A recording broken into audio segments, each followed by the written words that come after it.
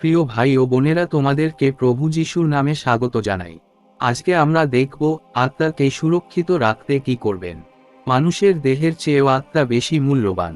Bible আমাদের শেখায় আত্মার যত্ন না নিলে আমরা আধ্যাত্মিকভাবে দুর্বল হয়ে পড়ি।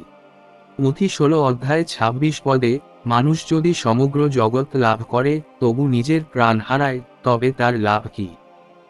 ঈশ্বরের বাক্যে স্থির থাকুন।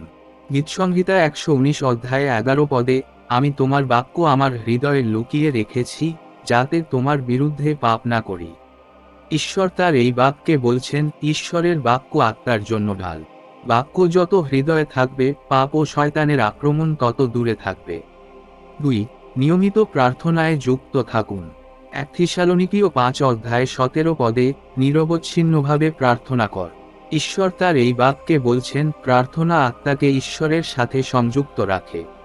প্রার্থনা ছাড়া আত্মা দুর্বল হয়ে যায়। 3. পাপ থেকে দূরে থাকুন। রোমীয় 6:23 পাপের মজুরি মৃত্যু, কিন্তু ঈশ্বরের দান চিরজীবন। ঈশ্বর তার এই বাক্যে বলছেন, পাপ আত্মাকে ধ্বংস করে, অনুতাপ ও শুদ্ধ জীবন আত্মাকে সুরক্ষিত রাখে। 4. বিশ্বাসের বর্ম পরিধান করুন।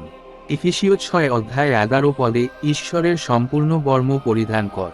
ঈশ্বর তার এই বাক্যে বলছেন, বিশ্বাস, সত্য, ধার্মিকতা ও উদ্ধার এই বর্ম আত্মাকে শত্রুর আক্রমণ থেকে রক্ষা করে।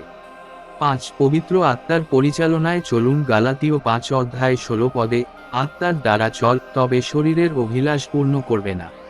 ঈশ্বর তার বাক্যে বলছেন, পবিত্র আত্মা আমাদের সঠিক পথে পরিচালিত করে ও আত্মাকে সুরক্ষিত রাখে। আত্মা সুরক্ষার জন্য প্রার্থনা। প্রভু ঈশ্বর, আজ আমি আমার আত্মা তোমার হাতে সমর্পণ করছি। আমার হৃদয় ও মন শুদ্ধ করো।